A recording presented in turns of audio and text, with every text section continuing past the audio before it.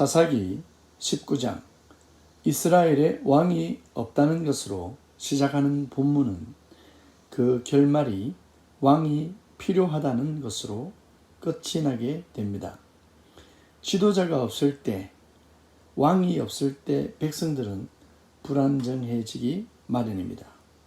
진정한 왕을 소망하게 하는 것이 본문이 우리에게 주는 메시지입니다. 본문은 한 레위인의 가정에 일어난 사건을 중심으로 전개됩니다. 에브라임 산지 구석에 거류하는 한 레위인에게는 유다 베들레헴에서 얻은 첩이 있었습니다. 하나님의 성전에 일하는 레위인이 첩을 둔 것도 올바른 일이 아니지만 이 첩은 행음하고 남편을 떠나 자기 아버지 집에 가서 약 4개월을 보내고 있었습니다. 레위인은 비록 자신을 떠났지만 자기의 첩에게 다정하게 말해서 자기 집으로 도로 데려오려고 했습니다. 레위인은 하인 1명과 나귀 2마리를 데리고 자신의 첩에게 갔습니다. 그리고 첩을 만났습니다. 첩은 자신의 아버지에게로 자기 남편을 데리고 갑니다. 그런데 장인이 레위인을 계속해서 더 머물게 하므로 레위인은 그곳에서 5일을 머물고 더 머물라고 하는 장인의 요구를 거절하고 첩을 데리고 자기의 처소로 떠났습니다. 그런데 여행 중 밤이 되어 잠잘 곳을 찾는데 하인이 여부스 지역에서 쉬자고 제안을 했지만 레위인은 이왕이면 이방인의 처소보다 같은 민족의 처소로 가자고 했고 그들은 기브아라는 곳에 도착하게 됩니다.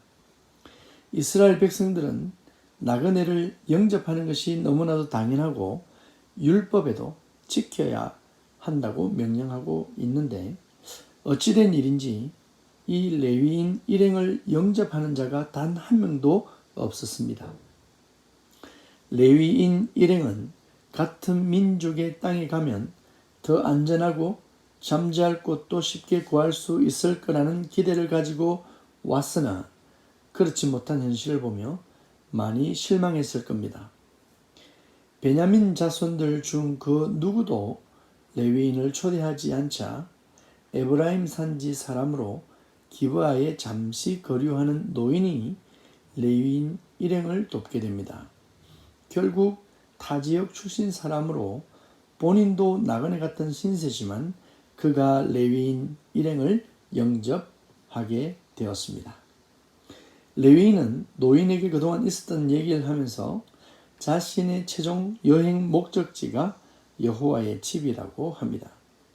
레위인은 자신들에게 먹을 음식도 있으니 잠자리만 요구한 것 같습니다. 그러나 그 노인은 나귀들에게도 먹을 것을 주고 발 씻을 물도 준비해 주었으며 또한 식탁의 교제를 했습니다. 여기까지는 별 문제가 없습니다. 그런데 지금부터 이상한 일들이 벌어집니다. 기브아 지역에 사는 베냐민 지파 사람 중에 불량배들이 노인의 집으로 몰려와서 레위 사람을 끌어내라고 소란을 피웁니다. 그들이 레위 사람을 원하는 이유는 성관계를 하겠다는 것입니다. 창세기에 보면 소돔과 고모라에 천사들이 갔을 때 그 지역 사람들이 몰려와서는 지금과 동일하게 요구하고 있습니다. 그러니 본문의 내용으로 봐서 베냐민 지파 사람들의 수준을 알 수 있는 부분입니다. 동성연애가 오늘날 더 확산되어져 가겠지만 수천 년 전에 이미 이러한 모습이 소개되고 있습니다. 죄로 타락한 인간의 모습은 시간과 공간을 넘어 동일한 모습을 보여주고 있는 것 같습니다. 그러한 소란 끝에 결국 레위인의 첩이 베냐민의 불량배들에게 보내지고 그 첩은 윤간을 당하고 그 노인의 집 앞에 돌아왔으나 이미 싸늘한 시신이 되었습니다. 그리고 그 레위인은 죽은 자신의 첩의 시체를 자기 집으로 가져가서는 그 시신을 12부분으로 토막을 냅니다. 그리고 12부분으로 나눈 시체는 이스라엘 전역에 보내지게 됩니다. 참으로 안타까운 일이며 또한 끔찍한 일이 이스라엘 가운데 벌어진 것입니다.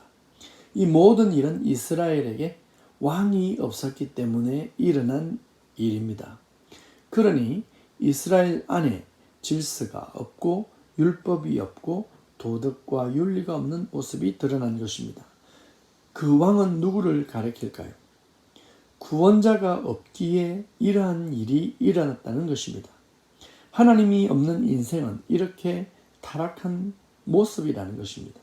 이 모습이 이스라엘 전체의 모습입니다.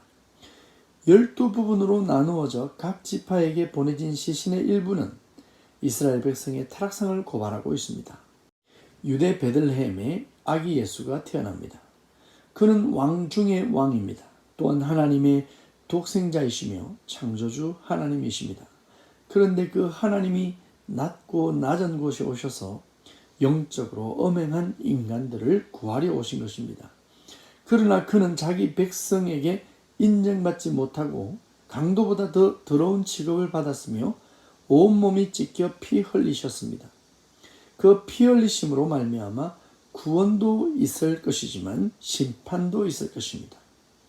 우리는 십자가 위에서 저주가 되신 예수 그리스도처럼 십자가를 지고 주님 가신 길을 가야 합니다. 세상이 우리를 찢고 때리고 사탄이 우리를 유혹하고 죽이려 해도 두려움 없이 십자가의 길을 가야 합니다. 자기를 부인하고 우리에게 주신 십자가를 지고 묵묵히 걸어갈 때 그것이 진정한 구원의 길임을 알게 될 것입니다. 세상이 우리를 욕하고 핍박해도 하나님이 심판하실 것입니다. 이스라엘 총회가 이 토막 사건으로 말미암아 모였습니다.